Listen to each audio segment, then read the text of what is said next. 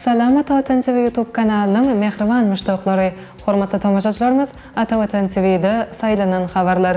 Habarymyzyň 2023-nji ýylyň 6-njy iýulyna aqsanyny Gyzyl Kurty filmi Merkezi Aziýanyň en gowy filmine dalaşgar görkezildi.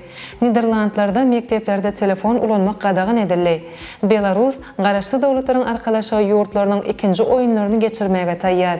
Mbappanyň telimçisi Luis Enrique bolýaly habarlar ýetirýäris. Mehriban müştaqlary, gelin indi bolsa habarlarymyza giňişle seredip geçelim. Gyzyl Kurty filmi Merkezi Aziýanyň en gowy filmine dalaşgar görkezildi. Türkmen rejissöri Sahat Salyk Bayramowyň Gyzyl Kurty çeper filmi Merkezi Aziýanyň en gowy filmine dalaşgar görkezildi. Ak el bir saatly Merkezi Aziýanyň kinematografiýa sanat akademiýasy Merkezi Aziýanyň en gowy filmi bayrağynyň dalaşgarlaryny elan etdi. Şol filmleriň hataryny Owsganadynaky Türkmen film dörejilik birleşiginiň önümi bolan Gyzyl Kurty filmi amma bu bayragyň ýeňjesi 8-nji iýulda Ak Elbert kino bayragyny gowşulyş davrasynda ma'lum ediler. Seytin Avrayly bayragyny dalaşgar görkezilen filmler. Akan rejissör Darajan Ömerbaýew, Gazaqstan. Gyzyl Kurty rejissör Sahat Salyk Bayramow, Türkmenistan. Evolüsiýa rejissör Yelkin Toyçiýew, Özbegistan. Şeýle bu dawarda Ak Elbert kino bayragynyň beýleki uğurlar boýunça hem ýeňjileri ma'lum ediler. Urşa öden söýgüli ýaryny Wopaly owy geliniň akbaly barada gurrun berýän Gyzyl Kurty filmine ýakyn we uzak ýurtlaryň köpüsini tomoşa edilendigini ýatladýarys. Ma'lum bolýaly Ata Vatan Türkmenistan halkara jurnaly Gyzyl Kurty çeper filminiň tanyşdyrlyş dabarasyny ilkinjileriň hataryna halk köpçüligine ýetiripdi. Şeýle hem halkara jurnalymyzyň Ata Vatan TV YouTube kanalyna Gyzyl Kurty çeper filminiň aktýorlary, ssenariýaçylary bilen gyzykly gepleşik ýazgy edilip köpçülige hoýdurlanýpdy. Niderlandlarda mekteplerde telefon ulanmak gadagyn edildi. Niderlandlar padşahlygyny mekteplerde sapak dowruny okuw päsgelçilik döredýäni üçin durly enjanary, hususan mobil telefonlary ulanmak gadagyn edildi. Bu barada BBC News habarlar neşri habar berýär.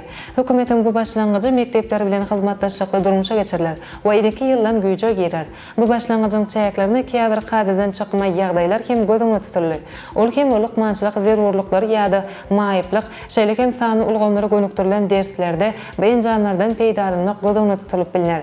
Mobil telefonlaryň biziň durmuşymyz bilen aýrylmaz baglanşygynyň bardygyny bilýäris.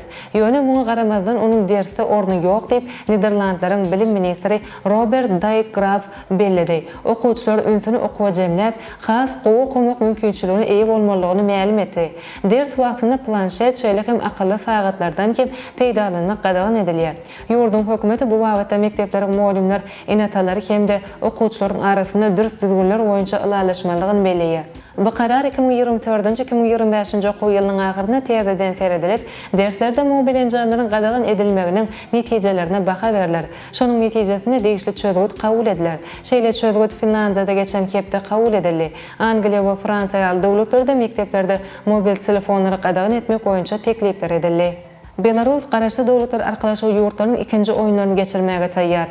Ýene-de bir aýdan az wagtdan Belarus Respublikasynyň garaşdy dowlatlaryň arkalaşygyny düzümine girýän ýurtlaryň ikinji oýunlaryna badalga beriler. E-sport ýaraşyna dünýäniň 20den gowrak ýurdundan türgenleri gatnaşmaga isleg bildirdi. Bu arada Belarusyň sport we seýahatçylyk ministri Sergey Kovalchuk habar berdi. Garaşdy dowlatlar arkalaşygy ýurtlaryň ikinji oýunlary 2023-nji ýylyň 4-nji awgusty 14-nji awgust aralygyna geçiriler. Oýunlaryň açylyş we ýapylyş dawrasyny ýurdun paýtagtyndaky Minsk arena kabul eder. Turganlar sportyň 20 görnüşi boýunça baýrakly orunlar ugruna bätleşerler. Belarusyň Onier şäherine geçirilen garaşdy dowlatlaryň arkalaşygy ýurtlaryň ikinji oýunlaryna 6000-den gowrak adamyň gelmegine garaşylýar. Olaryň 4000 turganlar, 900 tälimçiler, 800 bolsa emirlerdir. Bäsejikde turganlar sportyň 20 görnüşi: 3x3 basketbol, boks, voleybol, ganzbol, judo, ýeňil atletika, mini futbol, suwda ýüzmek, kenar voleybol, kenar futbol, samma, sport görüşi, ýaýda okatmak, Tayland boksy, agyr atletika, otuň üstünde hokkey, gimnastika ýaly sport görnüşlerinden ýarşlar geçiriler. Garaşdy dowlatlar arkalaşygy ýurtlarynyň birinji oýunlary 2021-nji ýylda Tatarstanyň paýtagty Kazan şäherine geçirilipdi. Onuň sportyň 16 görnüşi boýunça medallar 181 toplum ugruna ýarşlar guruldy.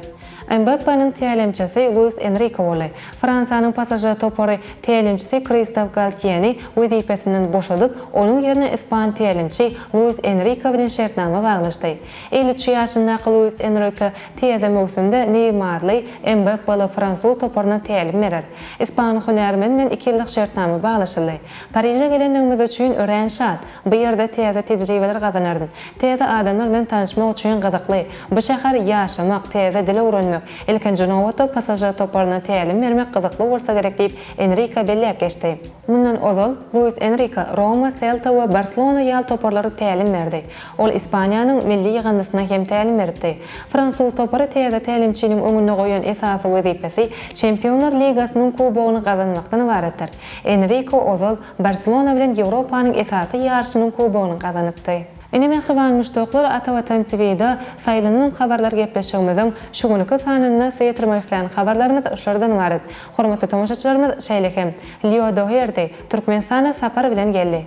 Türkmenistanyň wekiliýeti Ýewropada howpsuzlyk we hyzmatlaşyk guramasynyň parlament assambleýasynyň mejlisine gatnaşdy.